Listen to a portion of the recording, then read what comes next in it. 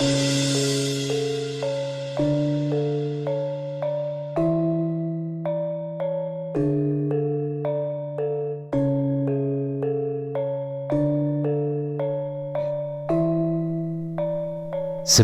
salah satu orang yang memiliki peran dalam berdirinya Majapahit, Ranggalawe melancarkan pemberontakan setelah kehilangan jabatan.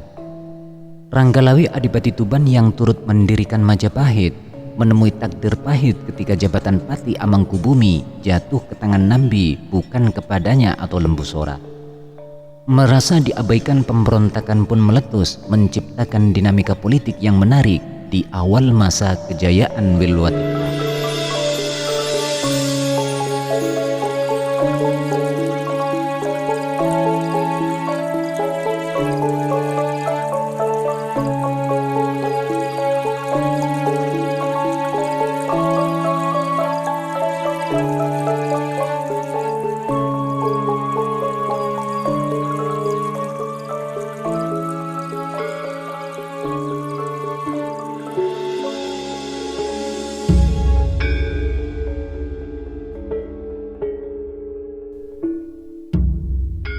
Kisah ini terawali dari protes Ranggalawe terhadap keputusan Raden Wijaya, Raja Majapahit yang memilih Nambi sebagai Patih Amangkubumi.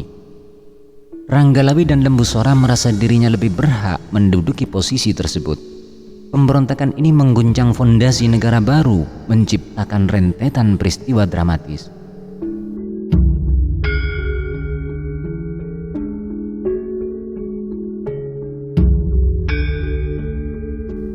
Sebelumnya Wijaya telah membagikan jabatan tinggi kepada rekan-rekan seperjuangan yang setia mendampinginya dalam pelarian dari tentara Jayakatwang.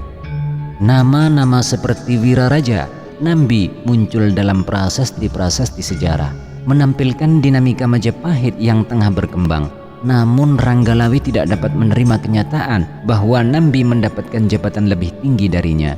Meski prasasti-prasasti sejarah memberikan posisi yang berbeda-beda, Ranggalawe dengan yakin menyatakan bahwa jasanya mendirikan Majapahit seharusnya memperoleh penghargaan yang lebih tinggi.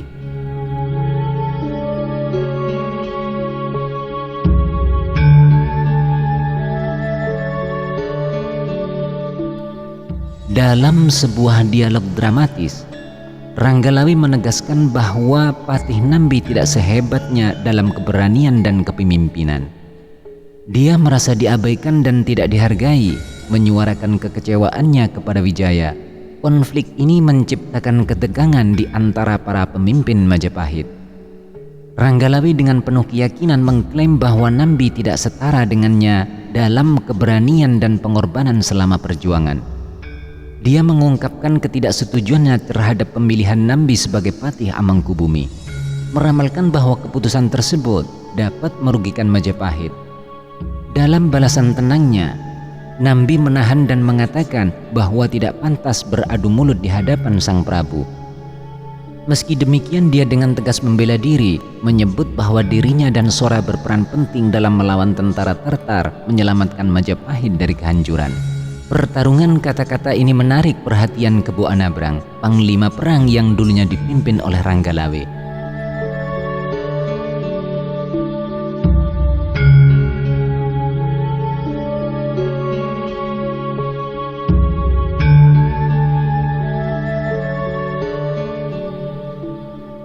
Drama politik di Majapahit semakin memanas ketika Kebo Anabrang menantang Ranggalawe untuk kembali dan bersiap-siap berduel. Kisah epik Ranggalawe terus berlanjut saat ia kembali ke Tuban untuk menyiapkan pasukan menantang takdir dengan niat pemberontakan yang teguh. Meskipun Wiraraja ayahnya berusaha membujuknya untuk mengurungkan niatnya, namun Ranggalawe menempuh jalannya sendiri, mempertaruhkan segalanya demi kehormatannya yang terasa sedang disalahkan.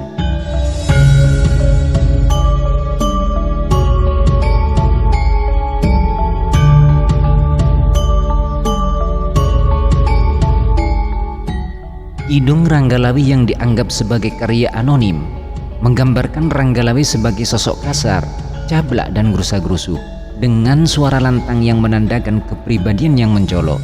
Sifat buruk ini sebagaimana diungkapkan karya tersebut menjadi bahan bakar bagi perseteruan antara Ranggalawe dan Majapahit. Kriteria-kriteria khusus yang harus dipenuhi oleh pejabat istana termasuk Mahapati Amangkubumi. Kriteria tersebut melibatkan aspek keahlian dalam berbagai bidang, keadilan dan kebijaksanaan, kemahiran diplomasi, kemampuan membangun persahabatan, kepedulian terhadap kepentingan orang lain, dan ketidaktakutan terhadap kritik. Ranggalawe mungkin memang gagah berani dalam pertempuran, tetapi kurang memenuhi kriteria-kriteria tersebut. Meski ahli dalam taktik perang dan lincah di medan tempur, Ranggalawe kurang memahami cabang ilmu pengetahuan dan keadilan yang diharapkan dari seorang Mahapati.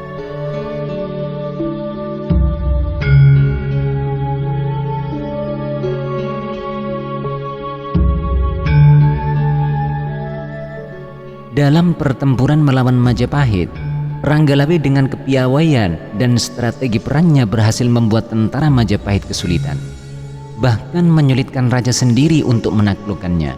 Saat raja menyadari betapa besar kerugian yang akan diderita Majapahit jika Ranggalawe tumbang, keprihatinan pun muncul. Klimaks pertempuran terjadi ketika Ranggalawe berhadapan dengan Kebo Anabrang.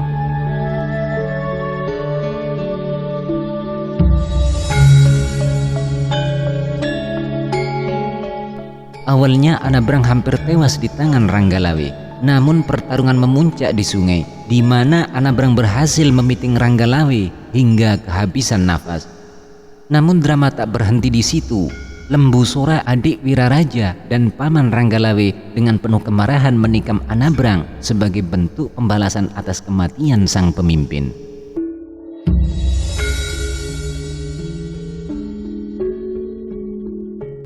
Dalam mahakarya epik Kidung Ranggalawe, kisah pemberontakan Ranggalawe membuka lembaran baru di bagian kedua. Setelah bagian pertama menggambarkan awal perjuangan Raden Wijaya melawan pasukan Tartar dan upaya membangun kerajaan Majapahit, Ranggalawe bermukim di Tanjung Madura Barat, memasuki narasi ketika diutus oleh Wiraraja ke Jawa. Tugasnya sederhana mengantar Putri Kertanegara untuk bergabung dengan Wijaya. Namun tak disangka, pertemuan ini menandai awal perjalanan yang melibatkan nama, keberanian, dan pemberontakan. Ketika sampai di Majapahit, Ranggalawe terpaku ketika ditanya namanya oleh Wijaya. Tanpa ragu, Wijaya memberinya nama Menang, bermakna begitu giat dan pandai melaksanakan tugas.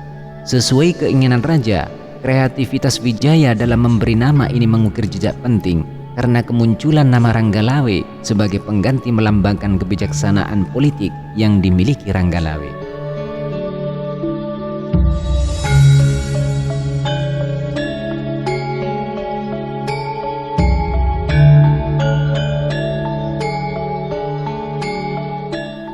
Dalam Kidung Harsawijaya, Ranggalawe diungkap sebagai pemuda keturunan pejabat tinggi keraton. Raja Narasingha dari Singosari dibesarkan bersama putra mahkota Harsawijaya. Dia tidak hanya memiliki ikatan darah, tetapi juga ikatan persahabatan yang kuat, membentuk peristiwa-peristiwa penuh dramatisitas. Namun perlu dicatat bahwa Ranggalawe bukan putra Wiraraja, melainkan anak Raja Narasingha, putra Wiraraja bernama Wirondaya. Sebuah detail yang muncul dalam versi cerita ini memberikan kompleksitas pada narasi yang semakin terbuka.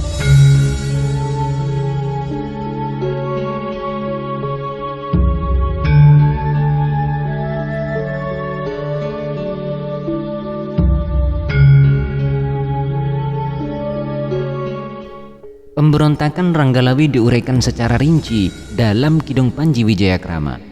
Tetapi menariknya dalam negara Kertagama, kekisuran ini tidak disentuh, sebuah paradoks yang membingungkan di dalam menyusun benang merah sejarah Majapahit.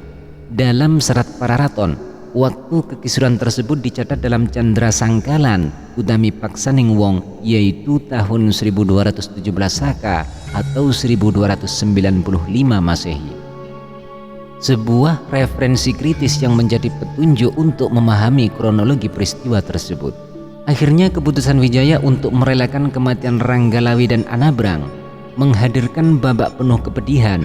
Pemakaman kedua abdi setianya menjadi penutup tragis yang memberi kesan mendalam pada legenda Majapahit. Sebuah kisah epik yang merangkai nama, keberanian dan kepedihan di tanah Majapahit yang megah.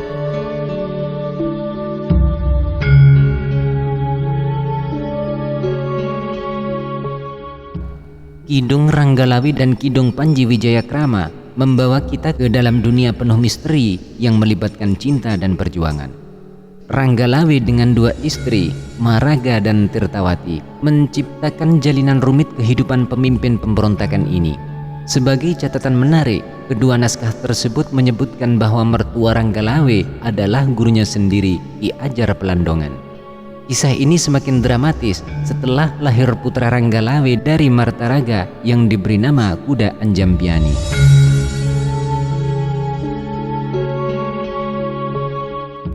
Namun perseteruan dan intrik mulai muncul saat kita menelusuri kisah ayah Ranggalawi.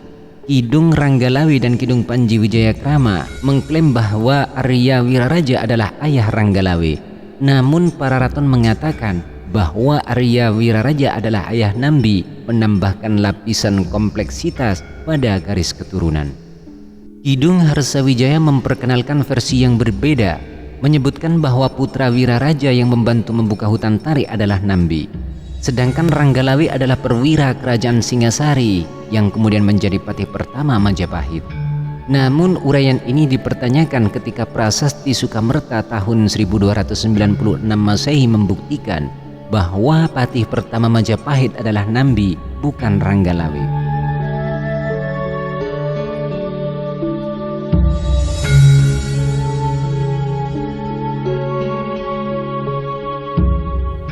Kidung Sorandaka memberikan nama ayah Nambi, yaitu Pranaraja, yang menimbulkan perdebatan dengan pandangan dengan Dr. Brandes yang menyatakan bahwa Pranaraja dan Wiraraja adalah orang yang sama.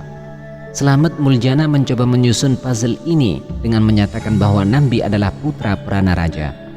Sementara Ranggalawi adalah putra Wiraraja, namun teka-teki semakin membingungkan dengan kemunculan nama Arya Wiraraja dan Arya Adikara dalam Prasasti Kudadu yang hilang dalam Prasasti Sukamerta.